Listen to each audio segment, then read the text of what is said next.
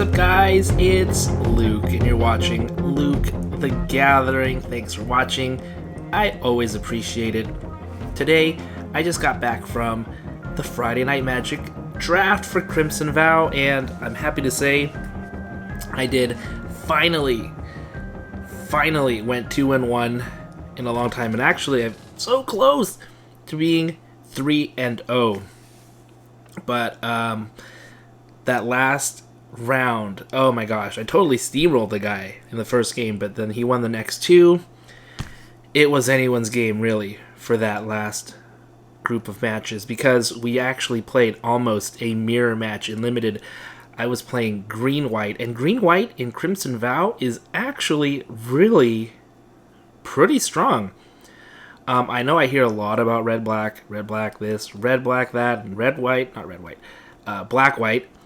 Those decks are supposedly the top archetypes, and they probably are. But you know what? Green-white, even with the clunky training and counters and all that, you have creatures there that are large enough to be a pretty significant problem for a lot of red-black decks, especially if their creatures are smaller. And they do have a lot of smaller creatures, whereas, you know, a lot of the white and green, they are creatures that can grow, they get bigger, they're big already on ETB, so wow, it worked out well. I'm so glad I was in green-white, and even on Arena, I've been playing green-white quite a bit, and I've been very, very satisfied with playing green-white. It's been awesome. So let's take a look at the deck I drafted. You let me know how I did. Alright, well, here is the deck. We're starting off with some removal. We have Sigarda's Imprisonment. This was really nice. I mean, I think this is a really great removal spell for white. Really gets rid of the creature. They can't attack or block. I know that the creatures still include their abilities, so whatever abilities they have on field. But you know what? If you just need to get rid of creatures that are blocking you from getting damage in, this is gonna get rid of them. Exactly what you need. And you can exile the creature with any excess mana you might have later on in the game. So I saw two of them. I drafted two of them. This was awesome. I only got this into play once, and the one time, actually no, twice, and it was just amazing both times. It's a wedding announcement, and basically it gives you 1/1 white creature tokens or extra card draw, and then when it transforms, not that hard to transform, it takes like 3 turns to transform, all your creatures get +1/+1. And with green and white, especially with green, your creatures are large, they get larger, it just makes it a nightmare for the opponent, and this card was certainly a nightmare for them. Wolf Strike, I wish I had more of these, but really great removal for green, and glad I actually even just pick up one. Witch's Web, I'm not as huge of a fan of Witch's Web. Like, this saved a couple of my creatures a couple times, especially the smaller ones. But it was one of like the 2 combat tricks. I wanted the other one, the one that looks like there's like a snail on the front. I forget. Massive Might or something. I forget what the other one's called, but I would have rather had that one. But since I didn't have that, I used this one. Heron of Hope was great. Flyer also can give you lifelink. Also, if you gain life, you get that much life +1. That's kind of insane, and it's a 2/3 flyer for 4. I think it's fantastic. Heron of Hope, look at that, 2 of them. Panic Bystander was also kind of cool. It's whenever Panic Bystander or another creature you control dies, gain a life. And if you gain 3 or more life in a turn, you can transform him. It goes into a 3/5 black creature of all things. Drogskull Infantry, I like this guy a lot.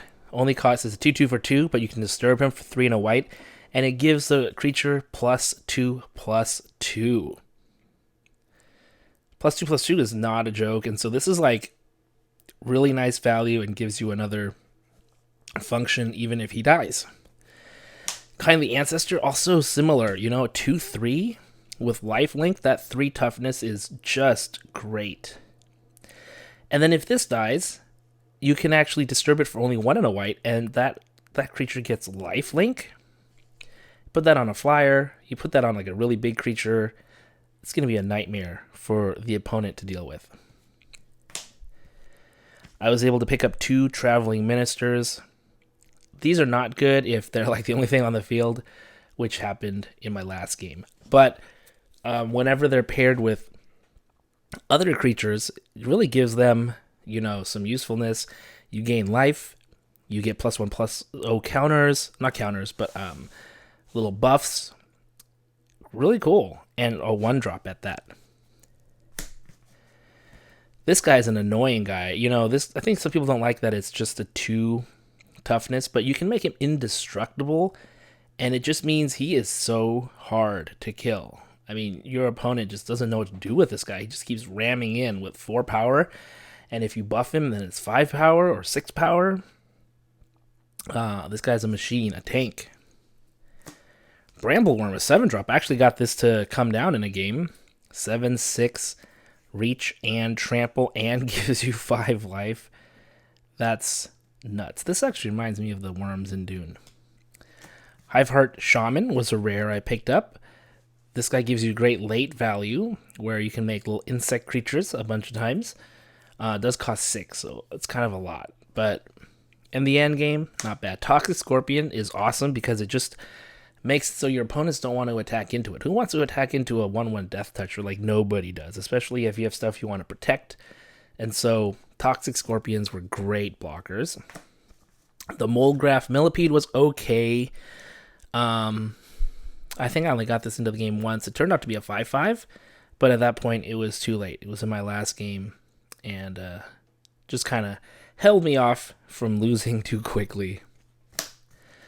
Oakshade Stalker, 2 and a green for a 3/3. That's great. It can also flash in. That never happened, but turns into a 6/3 when you flip it.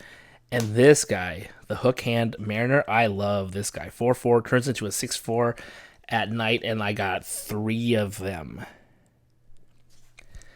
This guy won me games by himself. I mean, the opponent just couldn't deal with the guy. And so in the end, I actually went, like I said, 2-1. So pretty good. And in the last round, who I was playing, another white-green deck, I won the first game.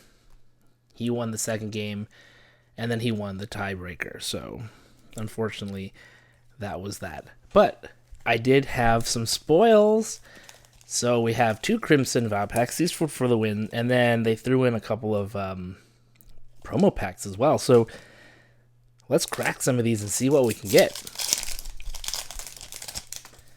Always fun.